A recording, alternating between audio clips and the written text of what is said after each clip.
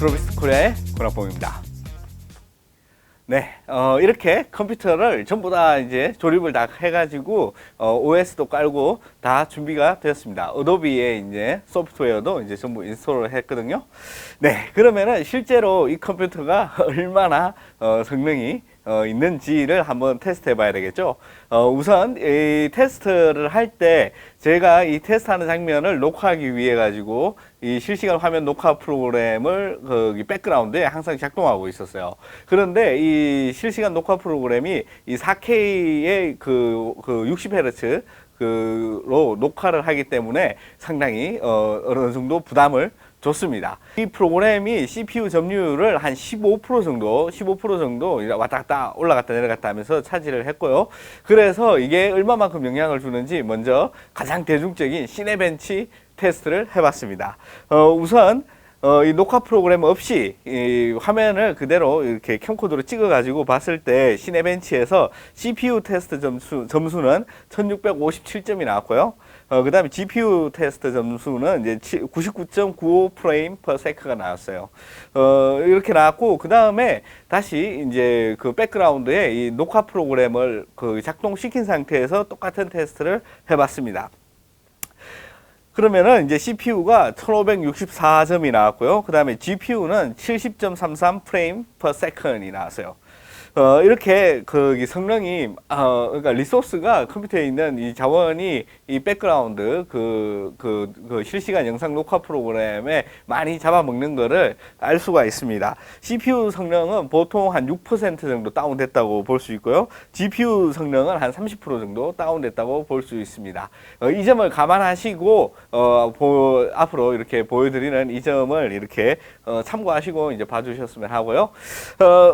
일단 이 프리미어 프로를 사용하기 위한 이런 컴퓨터인데, 이 프리미어 프로를 정확하게 이렇게 벤치마킹 할 수 있는 그런 툴이 지금 잘 없어요.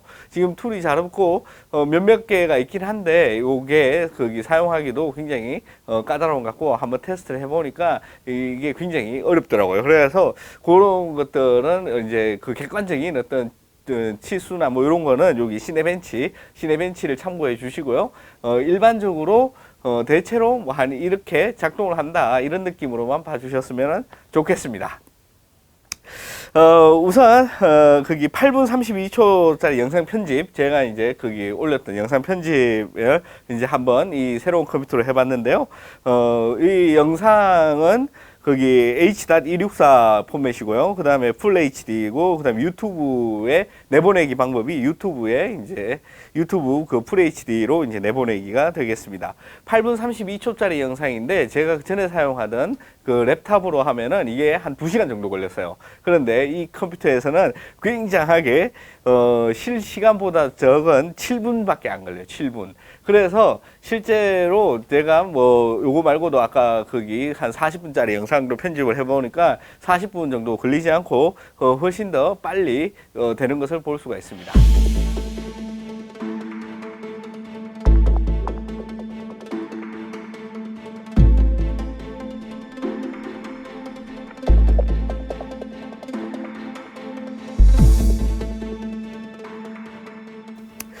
그 다음에 이제 애프터 이펙트도 한번 돌려봤는데요. 이제 실시간에 이제 미리 보기를 한번 보도록 하겠습니다.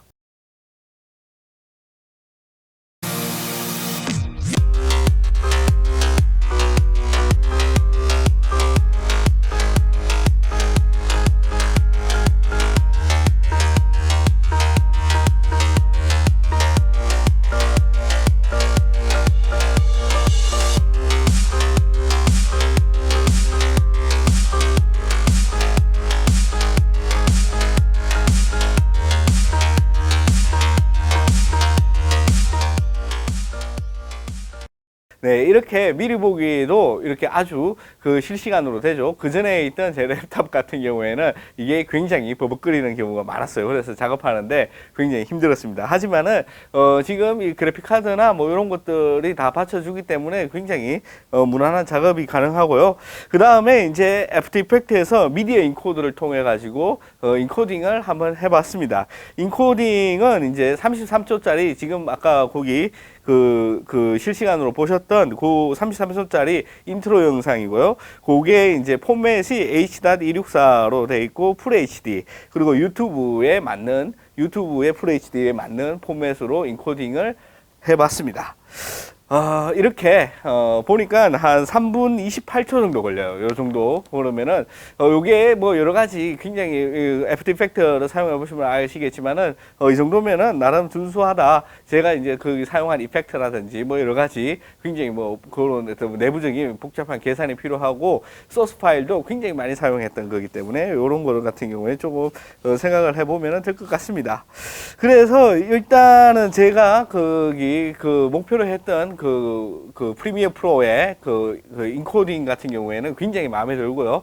작업 속도가 굉장히 빠릅니다. 그래가지고 이 정도 속도면은 충분히 아주 여유 있게 작업할 수 있는 그런 환경이 갖춰졌다고 생각을 합니다. 그리고 아주 가끔 작업하지만은 애프터 이펙트도 굉장히 이 정도 뭐 무리 없이 이렇게 편집을 할 수 있는 그런 성능이기 때문에 아주 마음에 듭니다. 이런 어떤 그런 거고, 지금 보셔서 아시겠지만은 CPU를 거의 100%에 가깝게 그렇게 프리미어 프로 인코딩에서 사용을 하고 있는데요. 이런 점만 봐도 충분히 이 정도 뭐 가치가 있다고 생각을 합니다.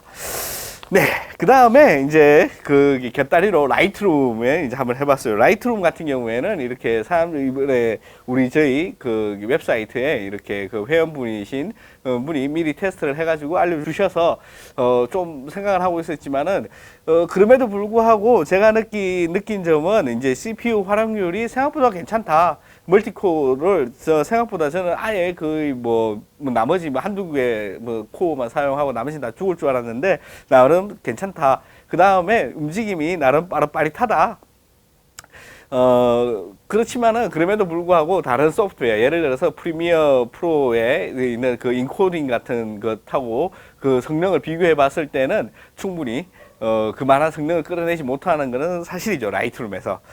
네. 그리고 여기 테스트를 보면은 이제 리소스를 이제 아주 많이 먹는, 그러니까 쉽게 말해서 컴퓨터에 부하를 많이 주는 샤픈이랑 노이즈 감소 기능이 생각보다 이렇게 보시는 것처럼 빠르게 움직이는 걸 보면은 그렇게 나쁘진 않은 그런 CPU인 것 같습니다. 물론 이 동급 가격대에서 그 CPU 성능이 있기 때문에 그 인텔에 있는 동급 가격대는 이미 다 이겼다고 보고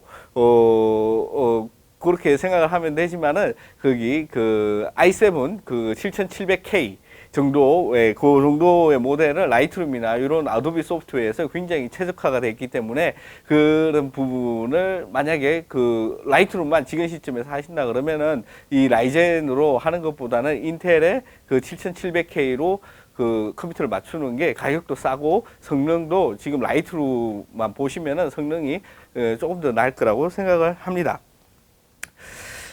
그 다음에 이제 20장의 DNG 파일을 원본 크기로 이제 미리 보기 포함해가지고 14비트죠. 이 라우 파일이 14비트고 이게 3600만 화소를 내보내기 해봤습니다. DNG 원본 파일 크기 미리 보기도 원본 사이즈로 이렇게 해가지고 이렇게 테스트를 했습니다.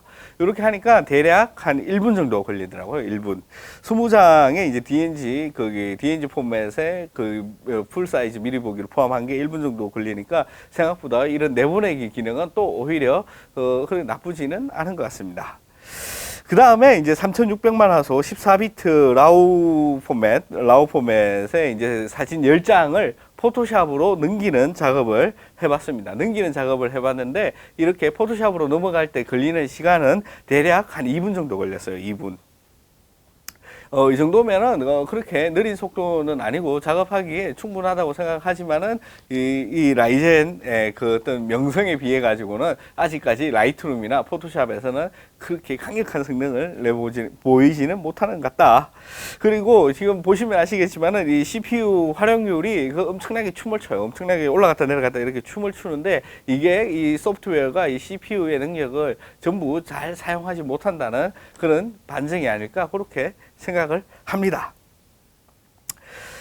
그리고 이 포토샵에서 이제 리소스를 아주 많이 잡아먹는 흐림 효과 도구를 한번 실행을 해봤는데요. 생각보다 이 흐림 효과 도구가 아주 실시간으로 거의 딜레이가 없이 늘어났다 줄어드는 것을 볼 수가 있습니다.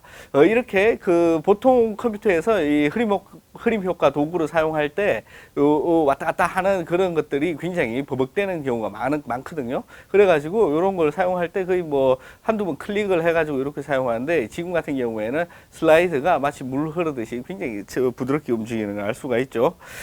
이렇게 한번 전체적으로 쭉 둘러봤습니다. 새로 이렇게 그 프리미어 프로의 그 동영상 편집을 위해서 이렇게 맞춘 컴퓨터인데요. 이 제 목적에 맞는 거기에서는 굉장히 큰 성능을 발휘한다. 제 생각보다 훨씬 더 좋은 성능을 발휘해가지고 저도 살짝 놀랐습니다.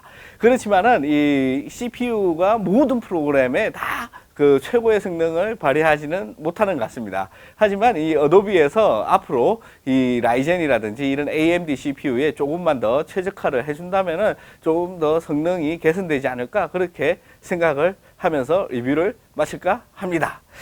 네, 그러면은 어떻게 재밌게 잘 보셨는지 모르겠습니다. 지금 이 영상만 보시는 분 같은 경우에는 여기 제 거기 그 유튜브에 검색을 해보시면은 컴퓨터 조립하는 방법, 그리고 제일 처음 조립해 가지고 어떻게 그 OS를 까는지, 그리고 그 케이스 리뷰 이렇게 해가지고 세트가 쭉 있습니다. 그걸 한번 봐 보시면은 조금 더 도움이 되지 않을까, 그렇게 생각을 합니다. 네, 그러면은 시청해 주신 모든 분들께 진심으로 감사드립니다. 고맙습니다.